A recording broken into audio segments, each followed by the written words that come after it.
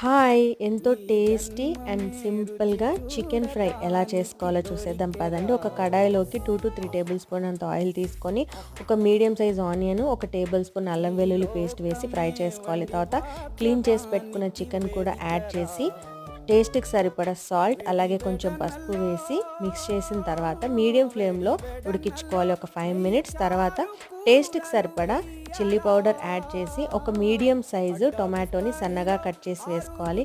ఇప్పుడు చికెన్‌లోంచి వాటర్ అంతా వచ్చే వరకు ఉడికించుకున్న తర్వాత, ముందుగానే రోస్ట్ చేసి పెట్టుకున్న డ్రై కోకోనట్ పౌడర్, ధనియాల పొడి, కొంచెం చికెన్ మసాలా వేసి, ఇప్పుడు వాటర్ అంతా పోయే వరకు మనం మధ్య మధ్యలో కలుపుతూ ఉడికించుకోవాలి. చూసారా వాటర్ అంతా పోయింది. ఇప్పుడు పక్కన ఒక ప్యాన్‌లోకి ఒక టేబుల్ స్పూన్ అంత నెయ్యి తీసుకొని, కొంచెం క్యాష్యూస్, చిల్లీ, అలాగే కరివేపాకు వేసి ఫ్రై చేసుకొని, ఆల్రెడీ ఫ్రై చేసి పెట్టుకున్న చికెన్‌లోకి యాడ్ చేసి, కొంచెం కొత్తిమీర వేసి కలిపేస్తే ఎంతో టేస్టీ